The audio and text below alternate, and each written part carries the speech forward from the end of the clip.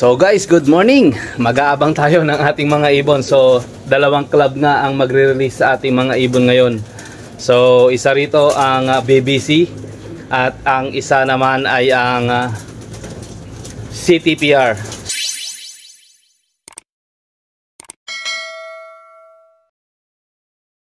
So, parehas norte. Ang isa ay releasing ay sa Victoria, Tarlac, at ang isa naman ay sa Rosario, La Union. So, exciting ang pag-aabang natin ngayon guys dahil dalawa sa grupo ng mga ibon natin ang ating aabangan. A few moments later.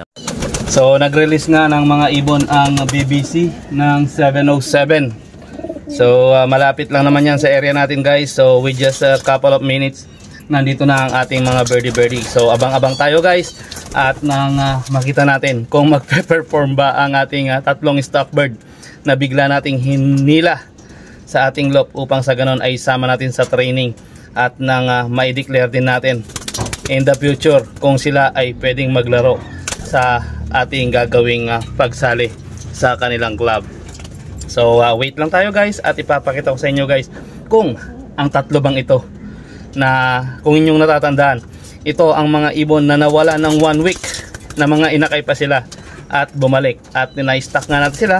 Although naka-stock sila sa ating stock loft, patuloy naman ang conditioning natin sa kanila guys. So, sigurado ko naman nasa lapit lang nang yan ay uuwian nila tayo ng maayos. Hintayin natin sila guys. Guys, ay makikita natin ngayon ang mga nagpaapalipad ng mga ibon dito sa paligid natin. In just a couple of minutes guys ay darating ang ating mga ibon.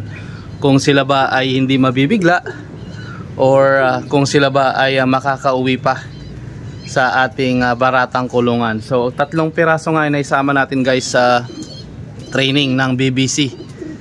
And see to it na sana ay hindi sila mabigla dahil ilang araw pa lang naman sila naglilipad dito sa loft at isinama na kagad natin sila sa training. So, expect natin guys na may mga dadaan ditong maraming ibon dahil napaka-closer natin sa Victoria, Tarlac. Yan, as I've said guys, marami na nga ang dumadaan. Ayan, at marami na nga ang dumadaan dito guys. At marami na rin nagtutuntungan dun sa may tower na yan. So nawa 7:23 guys ay makauwi na ang ating mga ibon dahil napakalapit lang ng Victoria dito sa ating area. So first time nga silang may sakay sa truck kaya't sigurado sasama yan sa napakaraming pulutong. Pero ganun pa man ay nawa asahan ko pa rin na sila ay uuwi ng oras. At nakikita ko nga na maraming dumadaan dito ng mga ibon at nawa ay hindi sila mahila papuntang south at makauwi ang ating mga birdie. First time ko pa lang silang maisama sa training guys kaya't ina-expect ko rin na sila ay magliliwaliw ngayong oras na ito at ngayong mga araw na ito. Ayan, at may mga nagbabalikan na nga, nahihila na sa south ang mga ibon. So nawa ay hindi makarating ng Pampanga ang ating tatlong young bird na naisama natin sa training. Dahil expected ko na nga dahil first time nga lang nilang makasakay sa truck ay siguradong mahihirapan silang umuwi ng maaga dito sa ating loft. So syempre sa first timer ay makikipagsunuran lang yan sa mga makakasalamuha nila sa training. So nawa ay magkaroon sila ng instinct of homing dito sa ating baratang kulungan. So bilang first timer, mga inakay pa lang ay sinama ko sila sa truck para sa isip ko nga ay maging magaling sila sa pag-uwi kahit sila lamang at kahit marami silang mga kasama sa training. So I'm seeing a one sa aking ibon guys na paparating. Ayan, at nahila siya sa malayo guys. At for sure sa atin ang ibon na ito.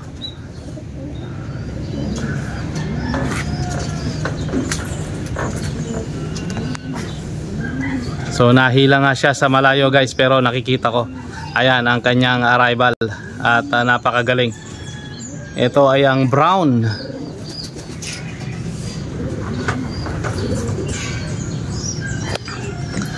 So that means pwede na siya makipagsabayan sa truck. Ayan at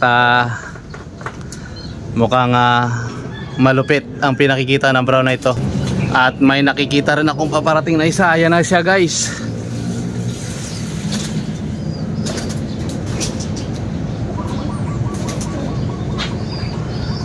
Tama nga guys, ang ating brown ang siyang unang umuwi. At medyo bitin pa sa kanyang pagronda guys. Ayan. So Victoria Tarlac nga lang ang release point ng ating ibon.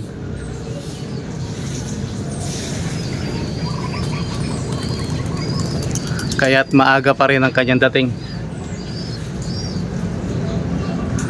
So nangangahulugan lamang na ang ating ibon ay pwede na siyang isabay sa training. So nagulat nga lang siya guys na tayo ay nandito, kaya't hindi pa siya bumababa.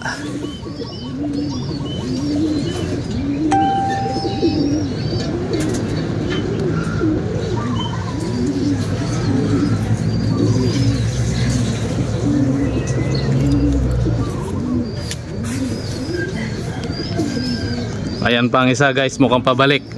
At sa atin din ito.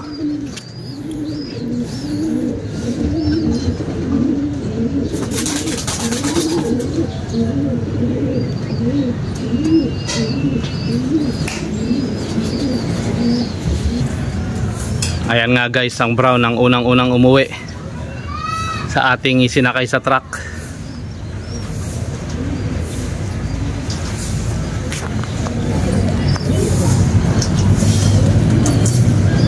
So ayan guys, at unang umuwi ang ating brown.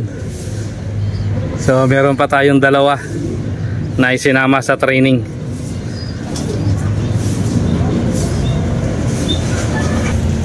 So ayan na nga guys, at pumasok na ang ating birdie. 1 down, 1 out of 3 na tayo guys. Ayan, may mga nagbabalikan. Nawa ay kasama sa mga nagbabalikan ito ang ating dalawang ibon. Ayan guys, kung inyong nakikita, pagkarami-rami ang dumadaan. Ayan,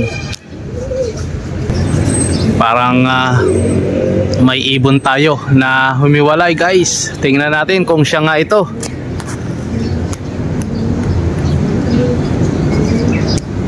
Mukha siyang nag-breakaway sa isang pulutong ng mga ibon at bumabalik.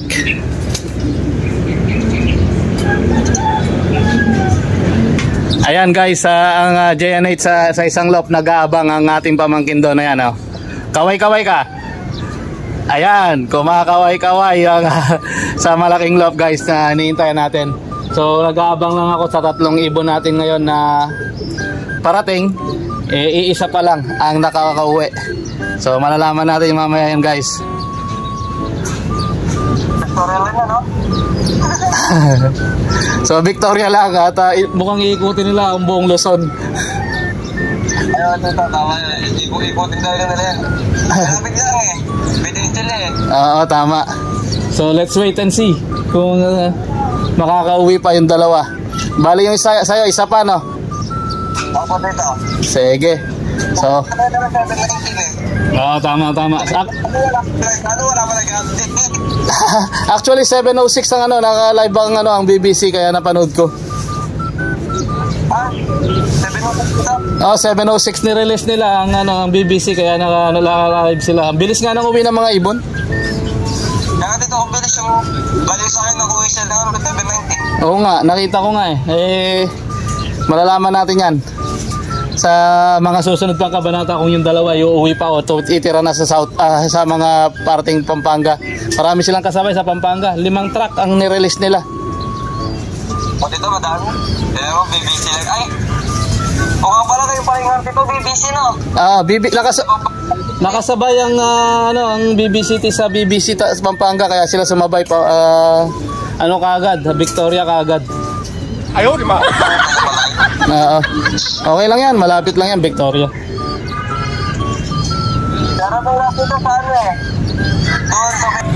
Ito bang mga nagbe-breakaway na to ay isa sa atin or false alarm lang guys?